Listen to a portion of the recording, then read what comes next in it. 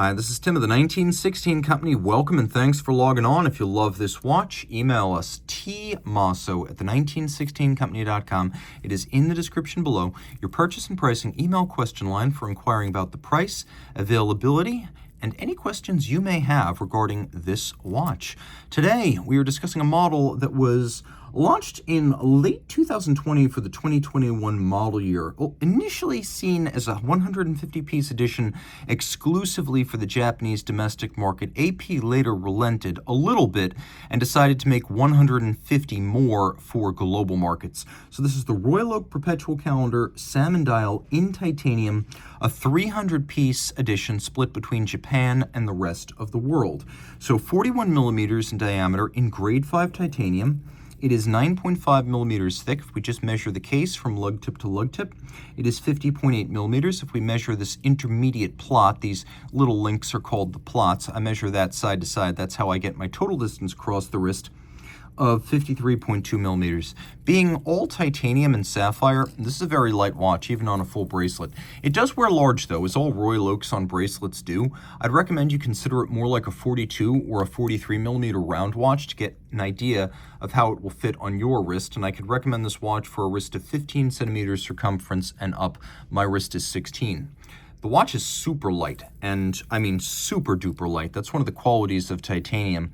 The original designer of the Royal Oak, Gerald Genta, back in 1972, envisioned the watch as a bracelet first and a timepiece second. The idea was basically a bracelet for men that just happened to have a timepiece attached. He was fond of his work in the jewelry industry, but considered his watch designs to be for money only, so he fancied himself a jewelry designer first, and he channeled that passion into the Royal Oak. So from case to lug to bracelet, all integrated, everything hand finished.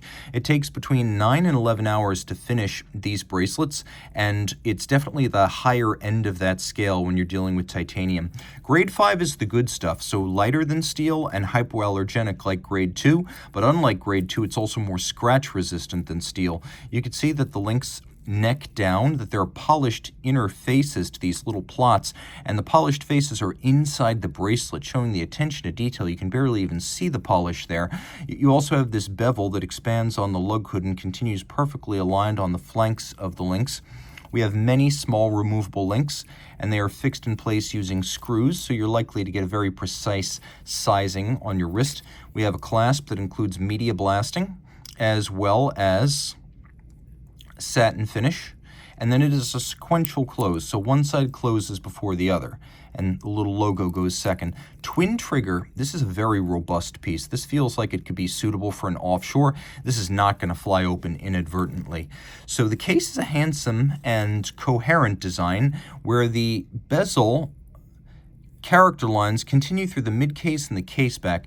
You can see that judicious blend of polish and satin takes a long time to apply. Now we do have little pusher adjusters for the Perpetual calendar here, so though we have a screw-down crown, it is a 20-meter water resistance. The rounded octagonal form of the Royal Oak bezel was originally conceived when Gerald Genta saw a vintage diving helmet that he liked. So there's a bit of an urban legend that it was designed after a porthole on a Royal Navy vessel, but that particular vessel is kind of infamous as a war grave, and so the Royal Oak design was not drawn from that at all, but from a vintage diving helmet. Vertical satination on the bezel, hairline expression of the bezel gasket. It's always been part of the design of the Royal Oak, but not as overt as it is on the offshore. You can see there's 1, 2, 3 facets to the bezel, and then we have these recessed hexagonal white gold bolts in the bezel. So they're hexagonal and the crown is hexagonal to match them, and they are bolts. That's how it's possible to align their slots all the way around. The dial, you could see this is a tapisserie. It is not the mega that is stamped on the offshore. This is pantograph cut. It's also not the petite that you find on the jumbo. This is a little bit larger, more like what you'll find on a 15400 or a 15500. It is designed so that a large template with all of these tiny textures is followed by a pantograph, and then on a tiny template It reproduces all the detail on a brass blank that will become the dial, and the salmon color, extremely rare and highly sought. It's a 19th century mimicry engine that makes this dial, so it is considered to be a craft art piece. Now, we have an aventurine moon phase disc with a photorealistic moon, a characteristic of the 2015 to present Royal Oak Perpetual calendars. Hands and indices are all white gold, so they will not tarnish or oxidize over time. We're going to do a quick loom shot now so you can see. The loom is reasonable. You can't see the calendar features, but you can read the time.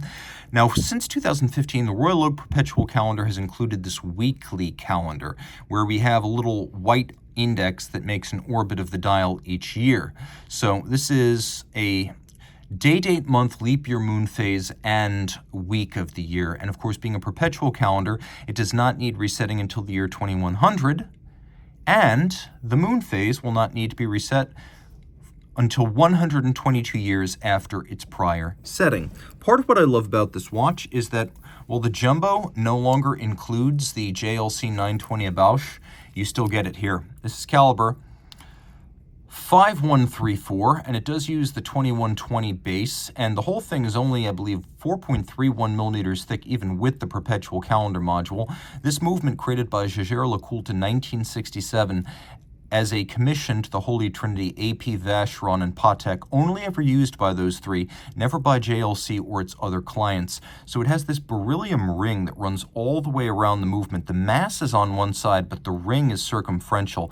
It sits on 4 ruby roller bearings, so it is always in contact with them, and they always keep it in suspension. So even if it's shocked, the rotor and the mass will not contact the base plate and the bridges, respectively. You could see that the rotor is quite impressive, or I should say the mass, as it features internal beveling with sharp interior angles, skeletonization, satin finish, and bright polish, with media blast in the recesses of the A and the P logo. The movement is beautifully decorated. Let's finish up with specs, though. 38 pivot jewels, perpetual calendar, unidirectional winding, automatic, 40-hour power reserve, free-sprung Gyromax style balance for shock resistance and precise setting, all setting done with variable inertia screws on the rim of the balance. It beats away at a quirky rate, 19,800 vibrations per hour, which is a sign of the origins of this movement in the late 60s. That was considered a high beat rate back then. It is beautifully decorated to a degree that slows down production when these movements are made. Although it's a JLC design historically, AP owns the rights and builds this and finishes it in-house, and they wanted to make more jumbos after 2022, which is why they stopped using this movement in the jumbo. Any watch that has this movement in it took a lot more time to make, and to make beautifully. We have solarization on some of the intermediate wheels, the winding system, as well as the crown wheel core, the ratchet wheel. You can see the bevel's a mile wide and mirrored. We also have beveling in all of the jewel and screw sinks. The screw heads are polished, and their slots and circumference chamfered. And then you can see there's a snailing on the bridge for the escapement. It is a good-looking movement. Again, 40-hour power reserve. If you love this watch, reach out to Tim Mosso at the 1916company.com for purchase and pricing details.